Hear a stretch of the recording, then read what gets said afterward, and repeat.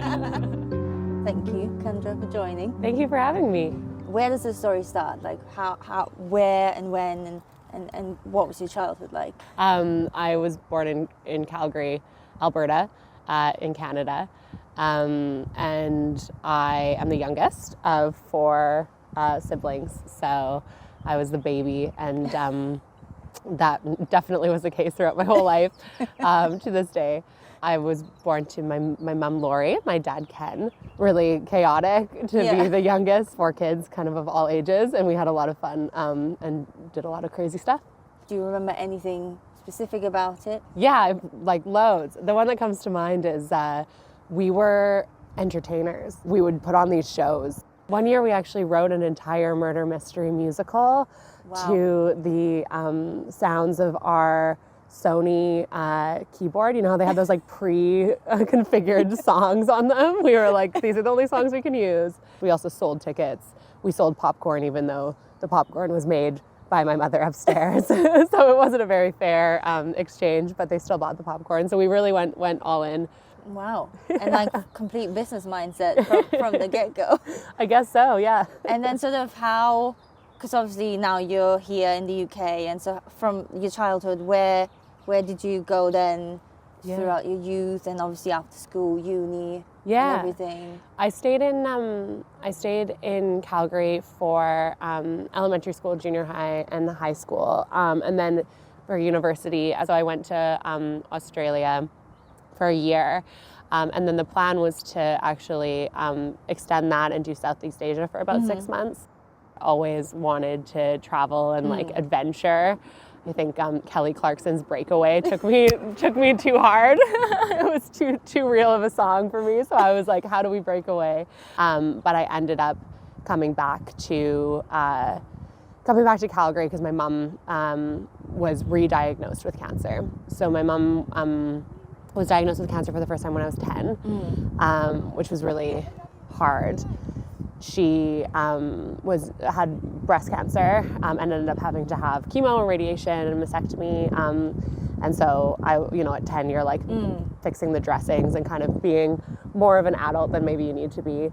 But when she went into remission, it was really good. And then unfortunately, when I was in Australia, the cancer came back. I flew back on the eve of my birthday, and my mom, she was actually in a hospital. They had given her 6 months at that point, and she lived another 3 years. That feeling of uncertainty can be really tricky. When someone gives you an amount of time, any day after that is a blessing. But when you watch people the way that people interact with life changes over time. She had such an adventurous spirit and really quite mischievous as well, and I like to think that I have a little bit of her mischief too. I think she liked to challenge the status quo. I always say she was kind, but she was also honest, and I think those are things that aren't always together, right? You can be honest without being kind, and you can be kind without being honest, but I think that combination is a fierce combination.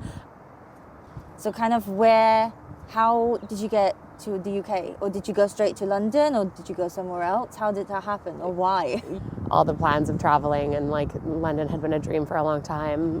They were put on hold. I think it was 100% the right decision. And when she was in the hospice, one of my favorite memories with her was they had these little toothbrushes, the small toothbrushes, and she was like, we should steal these toothbrushes. They would be great for traveling. And I was like, and she's days away from dying. And I'm just thinking okay, let's do it. So we stole a bunch of toothbrushes. And for ages after, every time I travel, I'd be bringing the travel toothbrushes from the hospice.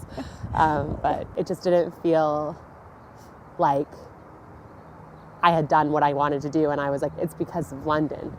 It's because London's always been calling to me. And I actually went on Facebook and I messaged this woman who I knew from 10 years before, who lived in London, and I said I want to move to London. And then I looked, and I had messaged her every year to a year and a half, like clockwork, being okay, this is the year I'm moving to London.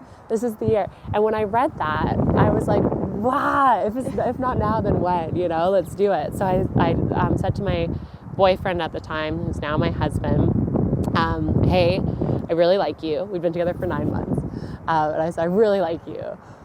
And I think like things could really work with us, but I've always wanted to move to London. And I think if I don't do it, I'll always regret it. And so like 3 days later, he came back and he said, yeah, okay, let's move to London. Wow. Yes. Every possible thing that could have kind of gone wrong did go wrong. I learned a lot about like, as an immigrant, but like an immigrant from a lot of privilege. It was so hard. It was so hard. And it really gave me so much respect for how much difficulty people have trying to set up new lives. Like, we spoke the language. We had a bunch of money back home in Canada.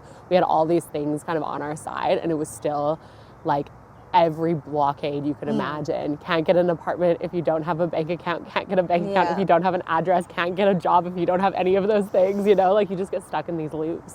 How did it go for you? Like, what, especially also with COVID hitting, like, finding a job, or did you go back to uni, or what was that like? Yeah, so I found a job. Both Stephen and I, the first jobs that we found were rubbish. Yeah. So I said, okay, like quit and find something new. The great thing about quitting your job and moving to a different country is that you can then quit your job and do it again. Like actually nothing is as permanent or as important as you think it is. And the chance to go, wait a second, this isn't working for me, this isn't right, and I want to find something that is right. I think it just opens your eyes to the fact that you can do that. I left it and I immediately started getting all of these interviews and all of these opportunities coming through, right? And it's like you create the space and then the space fills with wonderful things. Being open to whatever comes next has been the most exciting thing. And I think what I found is really interesting is that at every point in my career, there's been someone who's tried to put me into a box. And my dad had just been diagnosed with Parkinson's. And so I think that was also in the back of my mind of like, once you've lost, during the pandemic, I also lost my brother Jeremy to cancer. So having lost quite a few members of my family, having my dad get that diagnosis really made me rethink how I was going to spend my time. So I gave my notice and I planned to just go back to Canada. One person called me. She said, would you want to have a conversation, because I think you'd be a really perfect fit for the role that they're looking for. And I said, well, I know I said I wouldn't interview at all, but I'll do one interview, whatever, it's worth it, can't hurt. And then I interviewed with their CEO, who's this amazing woman named Marina. She's just like so inspiring. It's supposed to be a 45-minute long conversation. I think we talked for an hour and a half. And we laughed and we cried and we talked about like all types of things. I told her about my mom. She really reminded me of my mom in some ways, like, again, honest and kind, steadfast, adventurous. And so I went, And then she offered me the job actually on the spot in the interview. Wow. I called my husband after and he said, well, that wasn't on my bingo card. And I said, yeah, it wasn't on mine either, but here we are. And so instead of coming back, I said, I'm going to go see my dad. And so instead of coming back on October 16th and starting to look for a job, I actually started the new job on October 16th. Wow, that's amazing. But it all kind of worked out. I remember when I was young, I wanted to do so many things. Like, did you always know that, that kind of route that you now took, that's the one you wanted to take? Or did you have other plans of, like careers or what ideas? I still do. I still do, Carolin. I think like there's who knows what, like I always say I can't wait to see what I'll be when I grow up, I was on the radio as a kid and they asked me what I wanted to be and I said a radio DJ or an astronaut. There was a moment where I was going to be a lawyer and I was studying for my LSAT, like there have been so many different twists and turns along the way. I love communications and I'm now Chief Communications and Marketing Officer. I don't know what the future will bring. I don't know where I'll be in 10 years' time, but I don't think any of us do, and I think that's kind of exciting. What is something professionally or personally that you would say that you're really proud of? I guess what we're doing today, which is like connection. I think both professionally and personally, I'm really proud that the people that I have in my life are really wonderful people, yourself included, and that I've built the global connections, I think, and not just the network, but the connection, you know, and those are different words. We're living in a world where the things that make us human are going to be the things that most differentiate us, and that ability to communicate and to like understand other people and empathize and have EQ, I think, is a really natural trait of many comms and marketing professionals. Is there anything where you sort of like, that's next? No. Nice. And I'll tell you why. So like, I've set a lot of goals in my life and in my career, and I have, every time I've achieved those goals, I've been like, sweet, and it's been amazing, and like, I wouldn't trade the journey that I've been on for anything. But actually, I think my word for the year was gentle. And I think being gentle is about kind of slowing down a little bit. Last year was like an incredible year. I got married. I had this amazing job. We sold our company. Like, so many great things happened. And it was beyond what I ever could have imagined. And so I think when I look at the years ahead, I couldn't have ever predicted anything that's happened so far. But what I can do is give myself the space. If you had to dedicate this bench to one person, who would that be? It'd be my mom.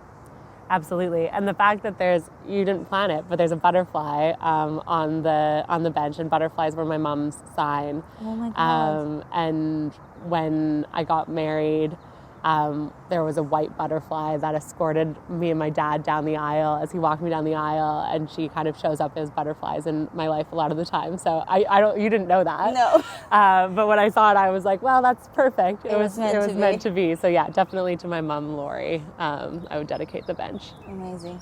I think we'll leave it at that. That was amazing. Thank you. Cheers. Cheers.